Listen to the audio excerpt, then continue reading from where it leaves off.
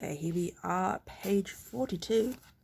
Harry leapt into the air. He had trodden on something big and squashy on the doormat, something alien. Lights clicked on upstairs, and to his horror, Harry realized that the big squishy something had been his uncle's face. Uncle Vernon had been lying at the foot of the front door in a sleeping bag, clearly making sure that Harry didn't do exactly what he'd been trying to do. He shouted at Harry for about half an hour and then told him to go and make a cup of tea. Harry shuffled miserably off into the kitchen, and by the time he got back, the post had arrived right into Uncle Vernon's lap. Harry could see 3 letters addressed in green ink. "I want," he began, but Uncle Vernon was tearing the letters into pieces before his eyes. Uncle Vernon didn't go to work that day. He stayed at home and nailed up the letterbox. "See," he explained to Aunt Petunia through a mouthful of nails, "if they can't deliver them, they'll just give up." "I'm not sure that'll work, Vernon." "Oh, these people's minds work in strange ways, Petunia. They're not like you and me," said Uncle Vernon, trying to knock in a nail with the piece of fruit cake Aunt Petunia had just brought him.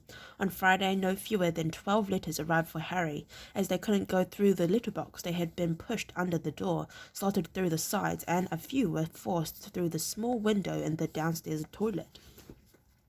Uncle Vernon stayed at home again. After burning all the letters, he got out a hammer and nails and boarded up the cracks around the front and back doors so no one could go out. He tiptoed through the tulips as he worked and jumped at small noises.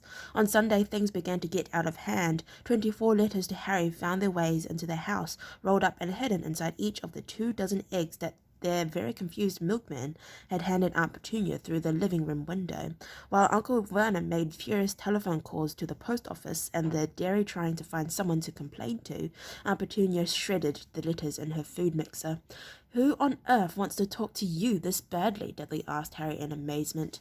On Sunday morning, Uncle Vernon sat down at the breakfast table, looking tired and rather ill, but happy. No post, no Sunday. No post on Sundays," he reminded them happily as he spread marmalade on his newspaper. "What? Okay. No damn letters today." Something came whizzing down the kitchen chimney as he spoke and caught him sharply on the back of the head. Next moment, 30 or 40 letters came pelting out of the fireplace like bullets. The Dursleys ducked, but Harry leapt into the air, trying to catch one. "Out! Out!" Uncle Vernon seized Harry around the waist and threw him into the hall. When Aunt Petunia and Dudley had ran out with their arms over their faces, Uncle Vernon slammed the door shut. They could hear the letters still streaming into the room, bouncing off the walls and floor. "That does it," said Uncle Vernon, trying to speak calmly, but pulling great tufts out of his moustache at the same time. "I want you all back here in 5 minutes, ready to leave. We're going away. Just pack some clothes. No arguments." He looked so dangerous with half his moustache missing that no one dared argue. 10 minutes later, they had wrenched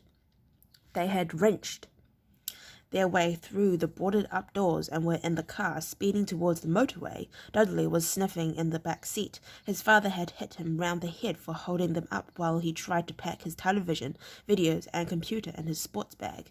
They drove, and they drove. Even Aunt Petunia didn't dare ask where they were going. Every now and then Uncle Vernon would take a sharp turning,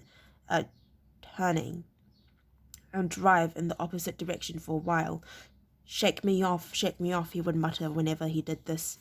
They didn't stop to eat or drink all day. By nightfall, Dudley was howling. He'd never had such a bad day in his life. He was hungry, he'd missed 5 television programs he wanted to see, and he'd never gone so long without blowing up an alien on his computer. Uncle Vernon stopped at last outside a gloomy-looking hotel on the outskirts of a big city. Dudley and Harry shared a room with twin beds and damp, musty sheets. Dudley snored, but Harry stayed awake, sitting on the windowsill, staring down at the lights of passing cars and wondering. They ate stale cornflakes and cold tinned tomatoes on toast for breakfast next day. They had just finished when the owner of the hotel came over to their table. "Excuse me, but is one of you Mr. Harry Potter? Only got about an 100 of these at the front desk." She held up a letter so they could read the green ink address. "Mr. H. Potter, room 17. Railview Hotel, Cokeworth. Harry made a grab for the letter, but Uncle Vernon knocked his hand out of the way. The woman stared. "I'll take them," said Uncle Vernon, standing up quickly and following her from the dining room. "Wouldn't it be better just to go home, dear?" Aunt Petunia suggested timidly, hours later, but Uncle Vernon didn't seem to hear her. Exactly what he was looking for, none of them knew. He drove them into the middle of a forest, got out, looked around, shook his head, and back in the car, and off they went again. The same thing happened in the middle of a plowed field, halfway across a suspension bridge, and at the top of a multi-story car park.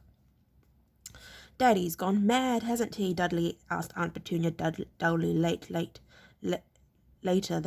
that afternoon. Uncle Vernon had parked at the coast, locked them all inside the car, and disappeared. It started to rain. Great drops beat on the roof of the car. Dudley sniveled. "It's Monday," he told his mother. The great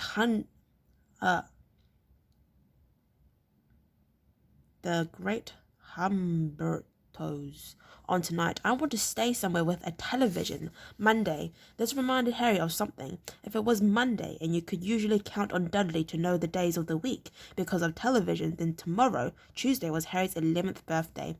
Of course, his birthdays were never exactly fun. Last year, the Dudleys had given him a coat hanger and a pair of Uncle Vernon's old socks. Still, you weren't 11 every day. Uncle Vernon was back, and he was smiling. He was also carrying a long, thin package, and didn't answer Aunt Petunia when she asked what he'd brought. "Found the perfect place," he said. "Come on, everyone out."